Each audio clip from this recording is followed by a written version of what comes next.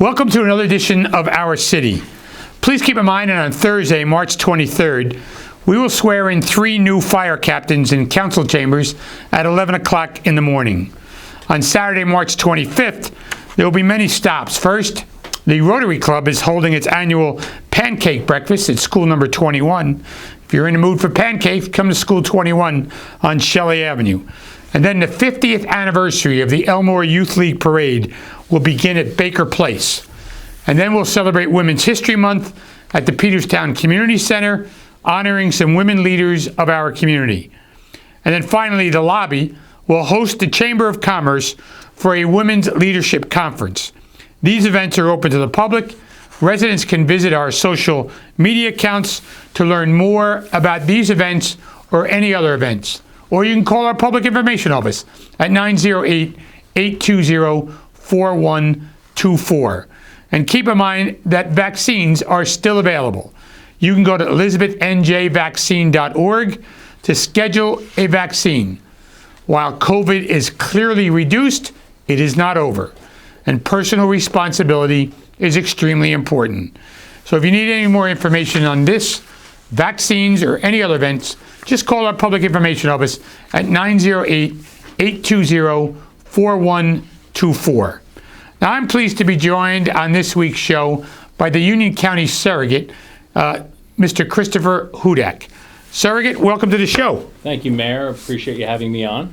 Now, first of all, Chris, you've been around a while. Mm-hmm. You started off in Linden, but your political career, even though you look so damn young, your political career is lengthy. Tell us about that. Well, I appreciate that. Well, I got my start working in the 20th Legislative District, which included Elizabeth, and I worked for Assemblyman Joe Saliga and transitioned with him to the New Jersey Senate, and then I spent some time in the nonprofit sector. I was the Public Affairs Director for the Partnership for a Drug-Free New Jersey. I worked for the New Jersey Motor Vehicle Commission, and then for the last 10 years, I was an administrator at Kean University.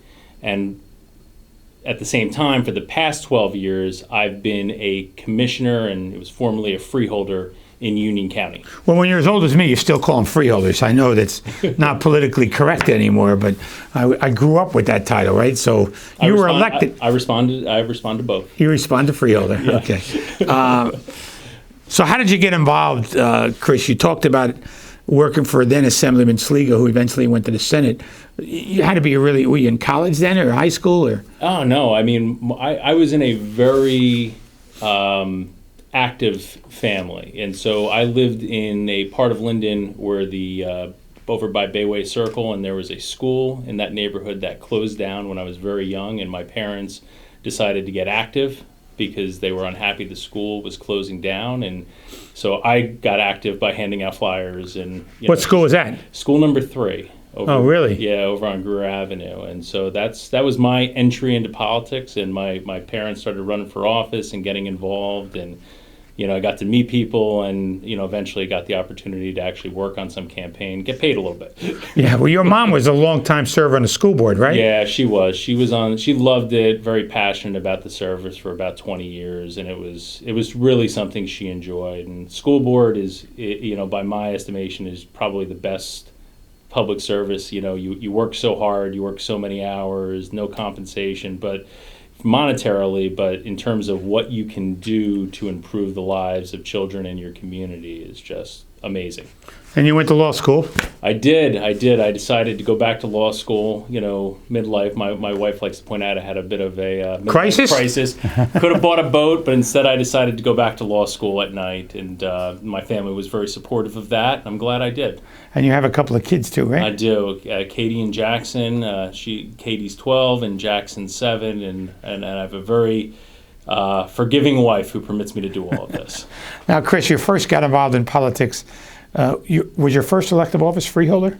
Yeah, for government, yeah, I was also a New Jersey State Committee man in the Democratic Party, and I was the municipal Democratic chairman in Linden for a number of years. Now, tell me about being chairman. You're the guy that does the grunt work, makes sure the candidates get their petitions on time. Sure. Dealing, especially Linden, while it may be smaller in population than Elizabeth, still a lot of elected officials. Oh gosh, we have 11 council people, and so in all the wards, and you know this, Mayor, in a city like Elizabeth, where every ward, every neighborhood has such an individual personality. So it was a lot of work, and it was a lot of good work. I really enjoyed the experience, and you learn a lot about politics when you manage other people's campaigns on a regular basis. How'd you keep the balls in the air for 11 council people? I tried. So the county surrogate position, when did you start it? Tell us what it does. And hopefully you're going to be there for a long time, because the last two were. Yeah, no. My immediate two predecessors, Ann Conte and Jim LaCourte, were there for most of my life. And I knew Jim very well as a freeholder, working with his office. And the one thing I knew is the Union County Surrogate's office had a tremendous reputation. So I'm very proud to have been elected. I was elected in November. I'm the 16th surrogate in Union County's history, and we're open for business. We've been in office since December 1st. The governor was good enough to appoint me to get me in a little earlier because Jim had passed away in December of 2021, so there was no surrogate for an extended period of time. So we've hit the ground running, and we're very proud about some of the changes we're making to the office and things we're doing. So what does a surrogate do? Most people have no idea, and when you need it, it's a difficult period in your life. Yeah, no, it's a really significant office. First of all, the surrogate is a constitutional position. So in the New Jersey Constitution, we have a number of offices that are defined, and one of them is the surrogate. And the surrogate is the person who reviews someone's will when they pass away and speaks to the validity of the will and approves it, so that way members of the family can go about selling property, moving bank accounts, and all of those things that we sort of take for granted every day. We also approve administrators for those individuals who pass away without a will in place. The surrogate is also the person who appoints guardians for minors who lose their parents or inherit money or are the victims of a personal injury, and they get money from a lawsuit. So we work with their parents and guardians, and we actually supervise those funds until they reach the age of 18. And the last thing, and really just probably one of the happier things we do, is we are the office that you go to if you're adopting a child. Oh, I didn't know that. Yeah, no, we are the adoption office. So you come and you make your application in our office, and we work. The surrogate's a judge. Believe it or not, it's a judge of limited jurisdiction, and we're focused on probate matters, and we're focused on guardianships. But we are the judge of the surrogate's court, and we work with the Superior Court. So we have a very strong relationship with the Union County Judiciary, and we have staff that works hand in hand with the various court offices. So when you appoint people for a guardianship, or you appoint people without a will, does the Superior Court have to approve that appointment, or is that basically your... In terms of the guardianships, they are involved. They're always involved, and ultimately Judge Mega, who is the chancellor here in Union County, will review all those applications when we speaks to guardianships for individuals who lack capacity. If they lose their parent, they need to appoint someone. Many times it's less complicated than that, so we can do those appointments. In terms of adoptions, they're always involved. When we talk about probate matters, so wills and administrations and things of that nature, for the most part, I approve those because there's usually no controversy. Someone passed away, they had a will, we know what they wanted, and everyone agrees. When people don't agree, that's when we refer the case to the Superior Court, and then the parties get together, and unfortunately at times they litigate. Our job in many circumstances is to explain people what the law is, what the process is, And one of the things we try to communicate to people is you always have the ability to challenge things and you have your rights, but we want to let people know about what some of the expenses are when they make those decisions. So, Chris, you talked about a will versus not a will. What is your recommendation for people? Should they have a will? Oh my gosh, Mayor, get a will, and that's when you need to be 18 years old to draft a will in this state, and it's so important. And I think people take for granted, and they push along the decision for many years, and unfortunately, it leads to a lot of heartache.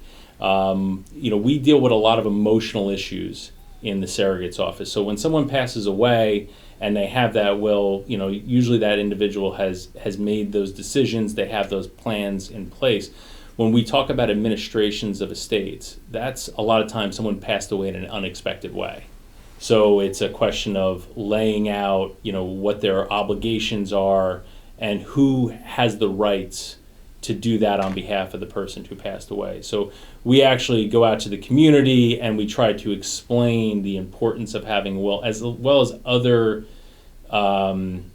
things an individual can do to prepare, not so much prepare, but to sort of manage their affairs, not just for when they're not here, but as they're here. Sometimes people don't think about beneficiaries on a policy or drafting a living will when they're going into the hospital. Who's going to make the decision if you're under anesthesia and the doctor has to make a decision on your care?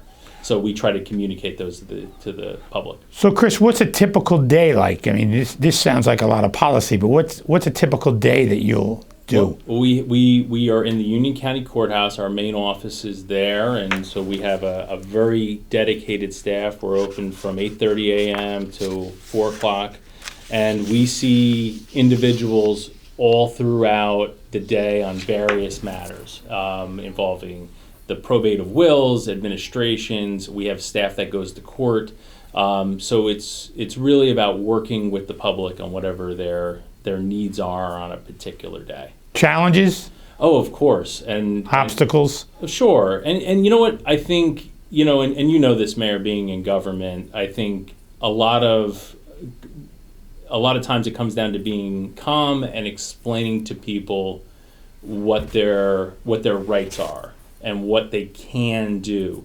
We can't fix a family dispute that's been simmering for many years, but we can tell everyone. I would imagine some people expect you to. People do, and that's unfortunately I wish I had a magic wand, but that's not quite what we are able to do. But a lot of times I find that when you sit down and you talk to people and you explain to them how the process works, that goes a long way.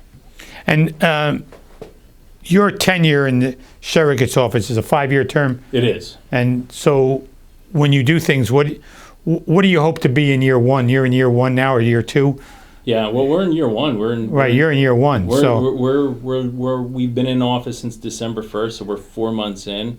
And so what do you expect to do, I guess, is what I'm trying to. You got 5 years, right? So what do you. I think, for the most part, we got into office in December, and, because there had not been a surrogate, I think a lot of it's been evaluation of, what's been in place, what can change. And right now, I think our goal is we want to move the office forward in terms of, processes, in terms of technology. So much of what we do every day is defined by what the law is, what the legislature sets up, what the courts decree, what rules are. There's so many things that we cannot change. But when you talk about serving the public, how we offer a service is there's a lot of discretion in that. So what we're trying to do is make the office more accessible and more user-friendly.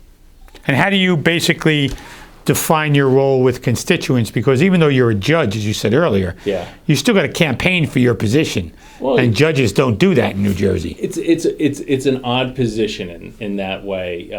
So I'm a label. It's a partisan position. I'm a Democrat. I ran for office as a Democrat, but I serve 550,000 people every day, and I do so without passion or prejudice. I'm here to assist whomever comes into the office at a given time. And so it's a 5-year term, but you can't say, well, in 5 years I've got to worry about election. We have people who come in every day who need assistance. So we just trying to find ways to help people through the process and make it a better process over that time. So, Chris, we talked about wills before, and you also mentioned about going out to the neighborhoods.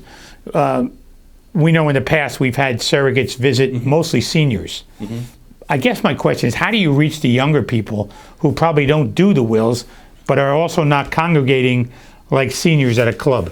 Well, I think what we're doing right now is we're trying to talk to different populations that we know through various contacts, through county government, through municipal government. One area that the Surrogate's office, I feel, can be so helpful is working with families of children with special needs and developmental disabilities. So, when someone who has a developmental disability turns 18, they're an adult. And so many times their parents have to come to the office of the surrogate to process paperwork on establishing themselves as a guardian for that person because they need that assistance. So what we are doing is trying to go out into the community, and that's just one example where we can target into a specific population, and we're doing so by reaching out to parent groups, talking to schools. I was talking to Maria Carvalho from the Board of Education about possibly, speaking to some of the parent groups in the city of Elizabeth to let them know, and also let them know we have staff who are in place, who are knowledgeable and can walk parents through the process. Because, when you talk about children with special needs, it's such an overwhelming situation. And those parents, I think, rightfully feel that they've always had to fight for their children, when it comes to education, when it comes to social needs, and so many different things. So we want to let them know that they have a resource in the Surrogate's office. And I think that's a really good example of where we can diversify what we've done beyond going to senior groups and talking about the probated wills and finding different groups to speak to. And we're going to do a lot of that. Yeah, the reason I asked that question is because we always focus on the seniors. Yeah. And thinking, their lifespan is naturally more finite, I guess, than a 22-year-old. Yeah. But the will is just as important for a young person, especially a young person who's just getting married or something. Oh, gosh, Mayor. And I'll tell you, one of the focus, and I talk to our staff when we set up public relations events and we talk about what we're going to say to the group, is it's not just about, someone who's a senior citizen and should be thinking about the will. When you start a job, for instance, what we try to communicate to people is the importance of filling in the beneficiary information, updating that when you get married, when you get divorced, when you have a child, and making sure that paperwork's filled up. Because oftentimes, I will tell you as the surrogate, those are the matters when we have someone who passes away unexpectedly because they didn't fill out forms that they should be filling out. Their loved ones have challenges. So I think it's something where we're going to be trying to reach out to different groups, and it goes a little bit beyond, the senior groups. I think there's so many different people that could learn about what the surrogate does, and it can have a real positive impact in people's lives because people have control on how they manage their affairs, and whether it's how you set your bank account up or how you do your financial investments. And the other challenge we also find is where we have so many people who are first generation families here in Union County, and they don't necessarily, by not knowing those processes, it leads to a loss of generational wealth. So if they're non-citizens, do they still have to go through you, and if they're here, and if they're not here legally, do they still go through your office? There are processes. We do have situations where someone's living here, they're not living here legally, they don't have a legal status, but they're a minor and they were the victim of a tort, maybe a car accident or some sort of, personal injury, and they receive money, and so the surrogate's office has to get involved in that process, setting up a guardianship and working with someone, whether it's in someone who's here in the U.S. or someone who's not, and we, work through those processes with them. So before we close, Chris, tell us the surrogate role is completely different than a county commissioner, county freeholder, but there had to be lessons or realities of a commissioner's job, freeholder, that you've taken with you to surrogate's office. Well, what was that part of? Well, I think I mean, when you're commissioner, it's like being a council person, and you're dealing with so many different things at a surface level. And as the mayor, when you're in an executive role, you really got to roll up your sleeves and get involved. And so the one thing I'm finding that through my role as a commissioner, I have a really great knowledge of the different services that the county provides, or that making sure they give you your budget. Oh gosh, oh yeah, no, we're taking care of that. But I'll see Chairman Granados later today on the way out. No, reality is the services that a municipality like Elizabeth provides, or Union County, having that knowledge, and how do we get the surrogate services in there, and we're doing a lot of good things. In the next couple of years, because of those knowledge, we are going to a appointment-based system in Elizabeth. So we'll be able to, people got used to during COVID that they could set up an appointment online. We're going to be doing that at the commissioner's office. We'll have it set up so you can upload your documents before you come in, so we can review on that issue. Are you meeting with people in person, or of course we are, and people can come to the office if they want. We recommend people make an appointment, and we find that a lot of times, people work. So we want to make sure that they can get in and get out, get back to work, or wherever they want to do, and we're letting them do that by phone, online. But if someone has to come in, because sometimes someone... Do you have night hours, or is it... We are not doing the night hours. What we're going to be doing is opening up a location in Westfield and other locations, but we'll make accommodations for an individual who can't get to our office on time. And I've met with people all around the county if they couldn't get to Elizabeth on time for an appointment. People do have to work.